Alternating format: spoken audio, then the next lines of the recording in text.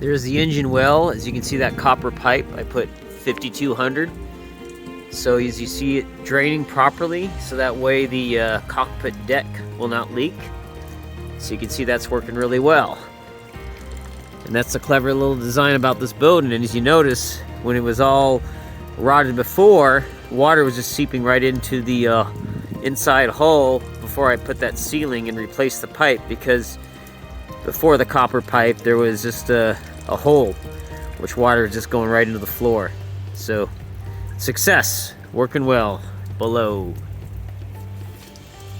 As you notice, it's finally sunny today. You can see in that little cockpit area where that little hole was peeing out the water when it was raining, and you saw from the engine well. That's what keeps this deck from getting flooded.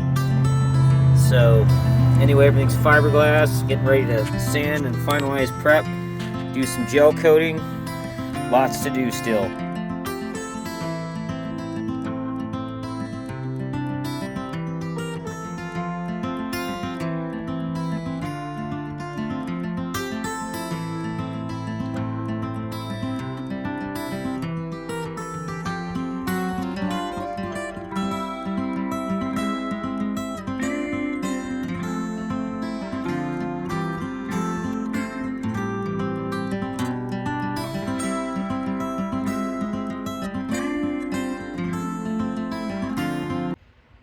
Well, gave her the first coat of the top paint, as you see here.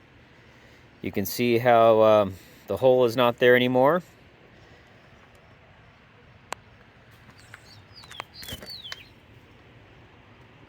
And you can see that engine well came out good. Replace it with this one, which is brand new, that I bought on Amazon. And it twists nice and easy. But you notice how I put that little marking there. I thought of a cool custom idea what I'm going to do for this. You'll see right here.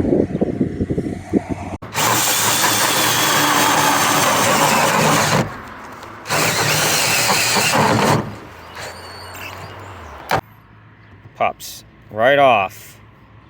So I can seal it if I want to. Or there's another cool option this has. Ahoy there! As you can see, got the cowl vent here installed. And what's nice about it is it snaps off and you can put the cover back on, which makes it very easy. As you can see, has a cover. So I can snap that on, so that vent is not permanent. So say the boat's sitting for a while, I can take the vent off. However, the vent is really good to have for the cabin to keep it ventilated, especially if you sleep and it may rain. There's 5 bolts that hold this keel together, as you see inside the cabin. And I'm going to leave them be just as they are. I've heard some guys have drilled holes and re-threaded them for reinforcement, but I heard my friend from a marine who told me in the yacht club to leave it alone. So that's what I plan on doing. And to preserve that keel from ever getting damaged, it's very important to have a depth meter, because in some lakes that you sail, you never know, the depth can change in certain areas. I've seen it where I sailed in Lake Coeur d'Alene, where you could be like 80 feet and all of a sudden go to 12 feet in certain areas. So it's very important to have one of these, and it alerts you at the settings. Like say for instance, at this one goes up to 600 feet in depth. So that's just the an example there, so it's not really on. You notice it's double walled in the cabin, which if I had my smaller Venture, it just had the little single 1/4 inch depth right here. But since this is a bigger boat, it's double walled. So therefore you have this hollow, which I do not like, because if I put gauges, I don't know if water will seep in here and eventually, you know, rot things and cause leaking.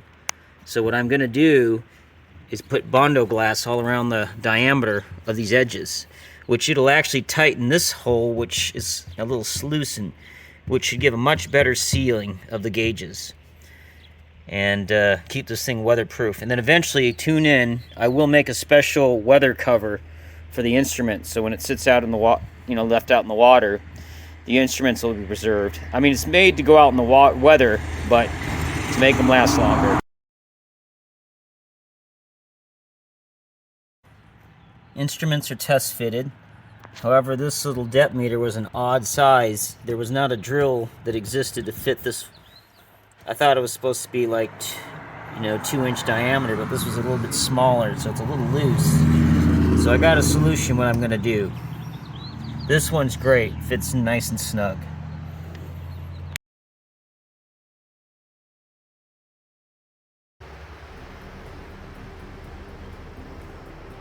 Ahoy there! Ready for painting. After weeks of 2+ weeks of sanding and prepping, we're ready to paint. All ventilated. Let's go!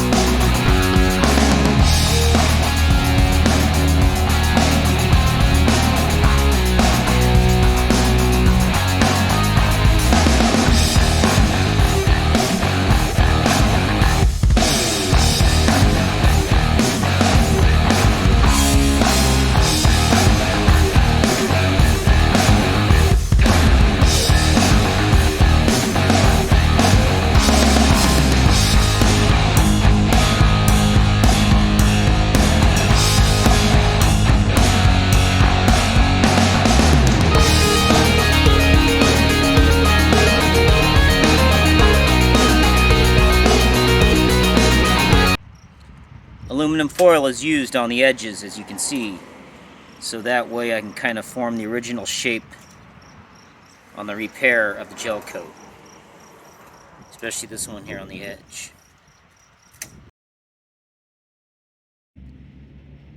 The 3 major repair sources I use for repairing this sailboat. Number 1, fiberglass resin. Number 2, Bondo glass. And number 3, premium gel coat. Which, the bigger the holes, I'm going to use the fiberglass. Anything bigger than a 1/2 inch. 1/2 inch or smaller, I'm going to use Bondo glass. And then those little tiny small chips, I'm going to use the premium gel coat.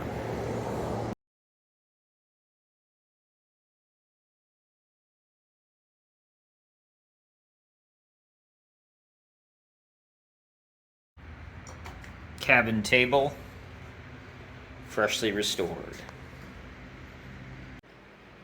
Hours of sanding, gel coating, and prepping and cleaning.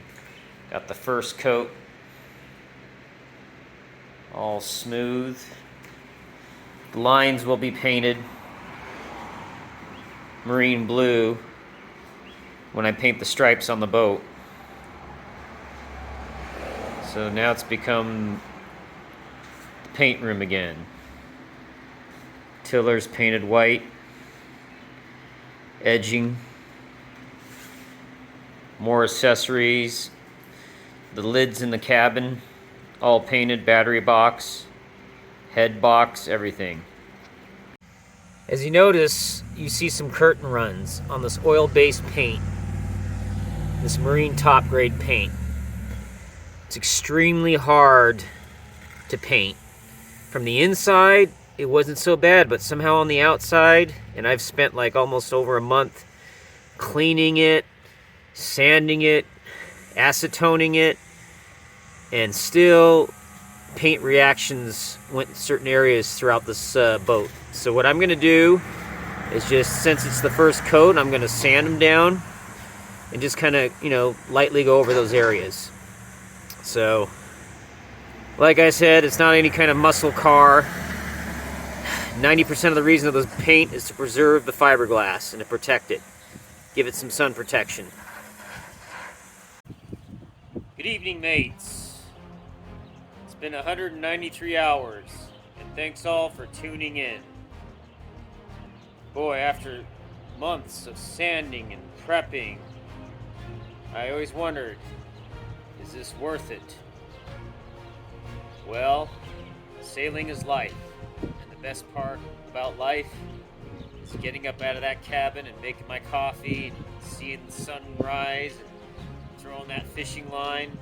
That's all what it's about. all what it's all about. So I'm going to keep at it. And thanks for tuning in. And next time, we'll tackle on some more and get more exciting with the accomplishments. Good evening, mates. Idaho Model Shipbuilder.